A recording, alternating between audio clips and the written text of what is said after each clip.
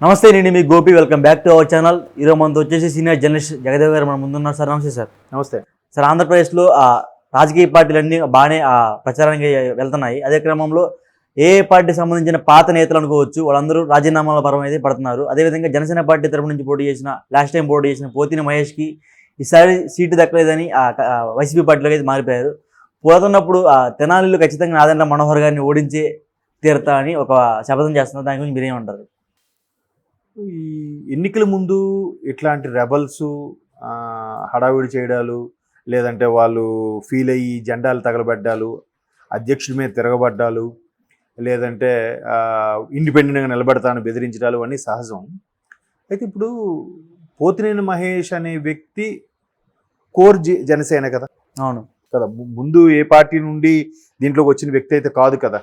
అంటే కొద్ది ఫేవర్గా మొగ్గు చూపే అవకాశం ఉంటే ఉండొచ్చు, కానీ పూర్తి స్థాయిలో కష్టపడి పనిచేసింది అయితే జనసేనకే కదా. అంటే అలాంటి సందర్భంలో ఏమవుతుందంటే, నిజంగా కోర్ జనసేన అయినప్పుడు పవన్ కళ్యాణ్ గురించి పూర్తిగా మనకన్నా అతను ఎక్కువ అర్థం చేసుకోవాలి కదా. ఇప్పుడు చిన్న ఎగ్జాంపుల్ చెప్తాను. టీడీపీలో మన పి గన్నవరం సంబంధించి రాజేష్ మహాసేన్ గారికి ఇచ్చారు, అంటే ఎగ్జాంపుల్గా తీసుకుని. సో ఆయన మీద లేనిపోని, అంటే ఆయన మంచి స్పోక్స్ పర్సన్. అలాగే సోషల్ మీడియాలో కూడా ప్రతిదీ ప్రభుత్వాన్ని దుయ్యబట్టాలి, ప్రభుత్వాన్ని ఒక ఆట ఆడుకోవాలి అని అంటే ఆయన తర్వాత చాలా సింపుల్ పదజాలంతో, అసలు క్యాజువల్గా మన పక్కింటోడు మాట్లాడినట్టుగా మాట్లాడుతూ చాలా బాగా ఎద్దేవా చేస్తాడు ఆయన. సో ఆయన ప్రతి వీడియో కూడా మీరు చూస్తే ల్యాక్స్లో ఉంటాయి వ్యూస్, పెట్టిన అవర్స్లోనే కదా. సో అటువంటి వ్యక్తికి సరే టీడీపీ బాగా సపోర్ట్ చేసి టికెట్ కూడా కన్ఫర్మ్ చేసింది. ఇంకా రకరకాలుగా ఆయనకి ఇలా చేశాడని అలా చేశాడని జనసేన వాళ్ళు ఒక పక్క, లేదంటే ఆ పాత వీడియోలని రిలీజ్ చేసి అతను నచ్చని వాళ్ళు ఒక పక్క, చాలామంది చాలా చేశారు. అంటే అక్కడ జనసేన అనుకున్నారు ముందు, అటు ఇప్పుడు మళ్ళీ జనసేన కన్ఫర్మ్ అయింది. కానీ అలాగే ఈయనకి వచ్చింది కదా అని చెప్పి రకరకాలుగా చేశారు. గతంలో చంద్రబాబు నాయుడు కూడా దుయ్యబట్టారని, లేదంటే చంద్రబాబు నాయుడు గారిని ఎస్సీ ఎస్టీ వర్గీకరణకు సంబంధించి ఏదో మాట్లాడారన్నట్టు పాత వీడియోలన్నీ తీసి చేశారు. సో ఆయనే చెప్పాడు, నేను ముందు వైసీపీకి ఫేవర్గా ఉన్నాను, వైసీపీలో వెళ్ళిన తర్వాత నా సీన్ అర్థమైంది, 6 నెలలను బయటకు వచ్చేసాను నేను అని చెప్పి టీడీపీకి ఫేవర్గా ఉండి అన్నీ చేశాడు. సరే ఆయనకి ఇస్తే ఇంకా ఆయన లాంటి కూడా అసెంబ్లీకి వెళ్తే ఇంకా ప్రమాదమేమో అని చాలా చేసి, అది చేసి ఇది చేసి మసిపూసి మారేడు చేసి మొత్తానికి ఆయన తప్పించుకున్నారు. ఆయన అప్పుడు స్టేట్మెంట్ ఇచ్చాడు, నిజంగా నా వల్ల పార్టీ ఓడిపోతుంది అనుకుంటే అంతే, ఆయన ఒక్కడికి సీట్ ఇస్తే మొత్తం స్టేట్ మొత్తం టీడీపీ ఓడిపోద్ది అన్న నాయకులు కూడా ఉన్నారు, మహానుభావులు, పేర్లు ఎందుకులేండి. అలా అనేసరికి ఆయన నేను స్వచ్ఛందంగా నేనే వదులుకుంటా అన్నాడు. బట్ పార్టీ బుజ్జగింపు ఎవరో అని దాన్ని పట్టించుకోక బాబు, రాజకీయాలకు సహజం అని. సో ఎట్టకేలకు మొత్తానికి ఏదైంది, తర్వాత అధినేత చంద్రబాబుతో మాట్లాడుకున్నాడు. గెలిచిన తర్వాత నామినేటెడ్ పోస్టో లేదా ఎమ్మెల్సీనో ఇంకేదో బలమైంది ఇస్తారేమో కదా. ఇప్పుడు ఇది ఫైట్ చేసి ఈయన పేరు ఏంటన్నారు, పోతిన మహేష్, మహేష్ గారు, రాజేష్ మహేష్ అని వచ్చేస్తుంది. మహేష్ గారు మరి ఇంతవరకు ఉండి జగన్ కోర్ జేఎస్బీగా ఉండి వేరే పార్టీల్లో కూడా చేయకున్న వ్యక్తి ఒక నిజమే డిసప్పాయింట్ అవ్వడంలో సహజమే, ఒప్పుకుంటాను. కానీ అర్థం చేసుకోవాలి కదా. ఇప్పుడు ఆవిడెవరు, మన రాయపాటి గారు, మరి ఆవిడ ఎంత బాగా మాట్లాడిందండి. ఎటువంటి అనుభవం, అంటే రాజకీయ అనుభవం లేకపోయినా ప్రజల కోసం ఏదో చేద్దామని. ఇప్పుడు ఆవిడ కూడా, ఆవిడ టికెట్ రాకపోయినా ఆవిడ ఏముంది, మనకొచ్చిన 21 కూడా గెలిపించుకోగలిగితే అది కదా సత్తా. 100% గెలిచినట్టే కదా.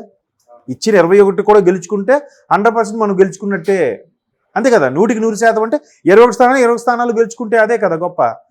అట్లాంటి స్పీచ్లు ఇస్తూ అలాగే మన జనంలోకి వెళ్ళాలి. కానీ అందరికీ అవకాశం ఇవ్వాలంటే ఎన్ని కోట్ల మందిలో ఎంతమందికి ఇవ్వాలి సార్?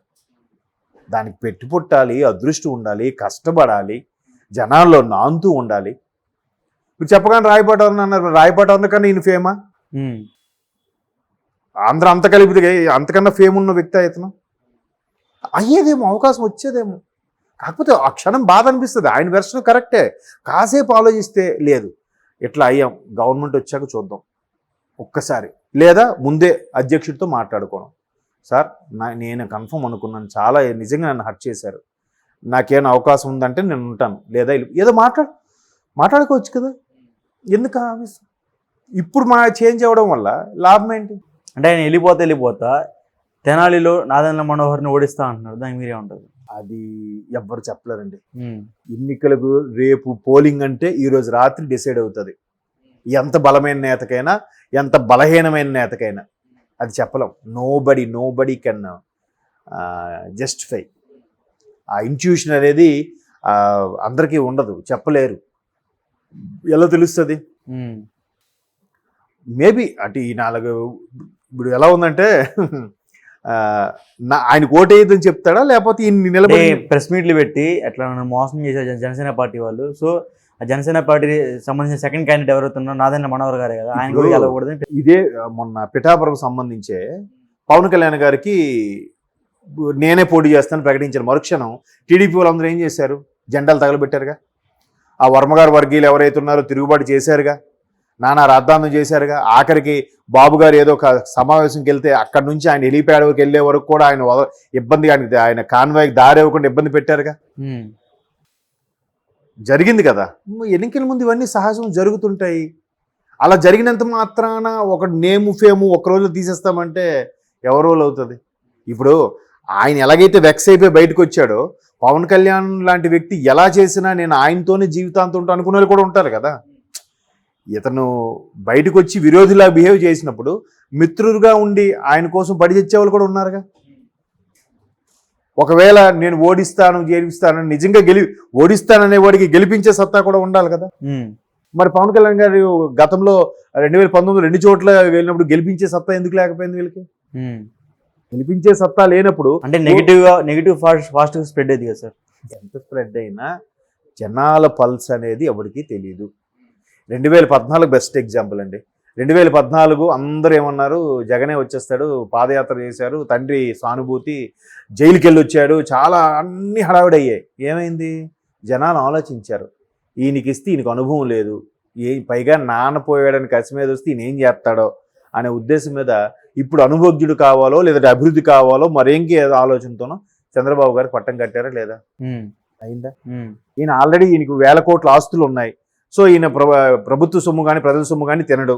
ఈయన ఖచ్చితంగా అభివృద్ధి ఇంకేదో చేస్తాడు. కనీసం బిజినెస్ మ్యాన్ లాగానే ఆలోచించి బిజినెస్ని డెవలప్ చేసి తద్వారా రాష్ట్రం కానీ ప్రజలు కానీ లబ్ధి పొందేలా చూస్తాడేమో అని అనుకున్నారు. ఏం జరిగింది?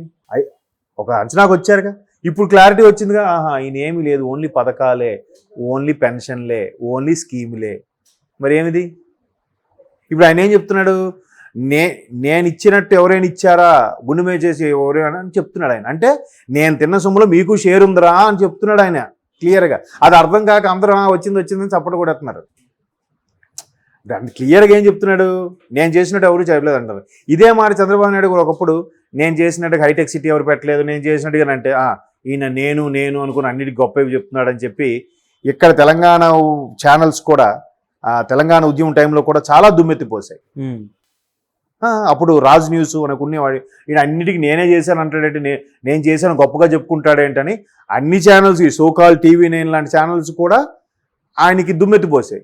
మరి ఇప్పుడు జగన్మోహన్ రెడ్డి గారు అలాగే చెప్పుకుంటుంటే ఏమంటున్నారు? అలా చెప్పే నాయకుడు ఎంతవరకు రాలేదని అంటున్నారు. ఏది కరెక్టు?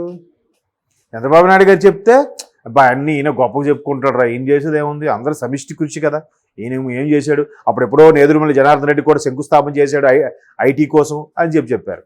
ఇప్పుడు ఈయన చెప్తే మాత్రం ఇలాగ ప్రజలకు మేలు చేసే ముఖ్యమంత్రి ఎవడైనా ఉన్నాడని ఇంత ధైర్యంగా ఎవడైనా చెప్పాడా, ఈయనే చెప్తున్నాడు అంటున్నారు.